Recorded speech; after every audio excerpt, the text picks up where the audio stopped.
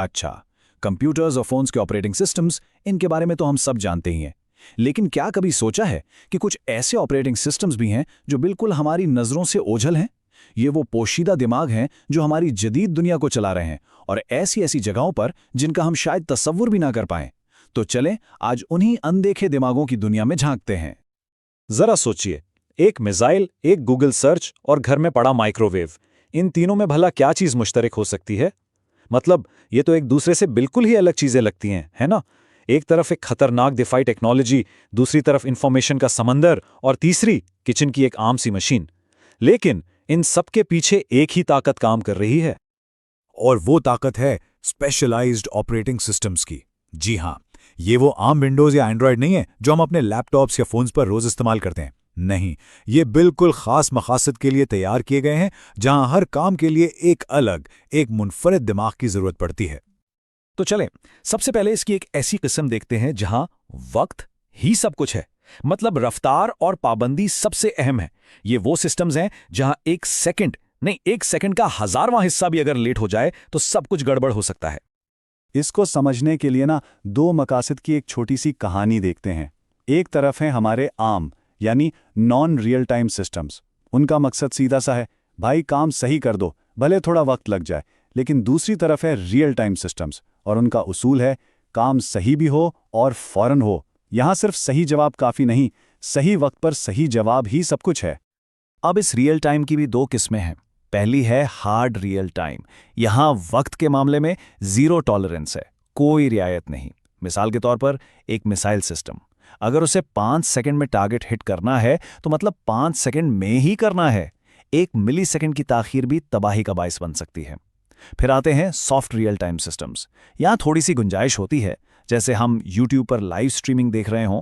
अगर आवाज में चंद सेकंड का फर्क आ भी जाए तो ठीक है, कोई बड़ी तबाही नहीं हो जाएगी। अच्छा, अब जरा इन सिस्टम्स की बात करते हैं जो एक अकेले कंप्यूटर के बस की बात नहीं। ये वो सिस्टम्स हैं जो बहुत बड़े, बहुत मुश्किल कामों के लिए कई कंप्यूटर्स की ताकत को मिलाकर एक बना देते हैं। इससे कहते हैं डिस्ट्रीब्यूटेड ओएस। यूं समझें कि दुनिया के अलग अलग कोनों में रखे हुए हजारों कंप्यूटर्स एक नेटवर्क से जुड़े हैं। हर कंप्यूटर खुद में आज़ाद है, उसकी अपनी मेमोरी है, अपनी प्रोसेसिंग पावर है, लेकिन वो सब मिलकर एक टीम की तरह काम करते हैं। गूगल, फेसबुक, ये जितनी बड़ी बड़ी सर्विसेज हैं वो बिल्कुल इसी तरह काम करती हैं, अपना सारा बोझ, सारा डेटा पूरी दुनिया में फैले कंप्यूटर्स पर तकसीम करके। अब एक और सिस्टम है क्लस्टर्ड ओएस, और ये डिस्ट्रीब्यूटेड से थोड़ा सा अलग है। कैसे? देखें, क्लस्टर्ड सिस्टम में कंप्यूटर्स पूरी दुनिया में बिखरे नहीं होते, बल्कि वो एक ही जगह पर, एक लोकल नेटवर्क पर एक दूसरे से बहुत मजबूती से जुड़े होते हैं।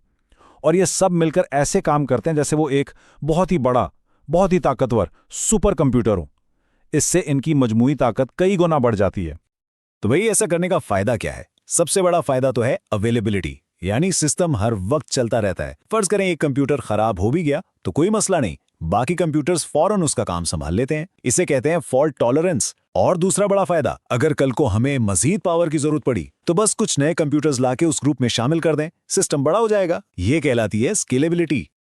चलें, अब आते हैं ऑपरेटिंग सिस्टम्स की इस किस्म पर जो शायद सबसे ज्यादा आम है, लेकिन सबसे ज्यादा छुपी हुई भी। ये वो सिस्टम है जो हमारी रोजमर्रा की जिंदगी में इस्तेमाल होने वाली तकरीबन हर डिवाइस के अंदर मौजूद है। जैसे कि हमारी वॉशिंग मशीन। जी हाँ, इसके अंदर भी एक छोटा सा दिमाग है जो सिर्फ कपड़े धोने का काम जानता है। या फिर घर का एसी जो सिर्फ और सिर्फ दर्जा हरारत को कंट्रोल करता है। और किचन में रखा माइक्रोवेव, उसका भी एक ही काम है, खाना गर्म करना। ये सब एक ही असूल पर चल रहे हैं। तो आखिर इन सब में ऐसी क्या खास बात है? इनका राज क्या है? वो कौन सी चीज है जो इन्हें सिर्फ एक ही काम इतनी अच्छी तरह से करने देती है? और इनका राज है एम्बेडेड ऑपरेटिंग सिस्टम। ये एक ऐसा स्पेशल ओएस है जो सिर्फ और सिर्फ एक मखसूस काम करने के लिए डिजाइन किया जाता है।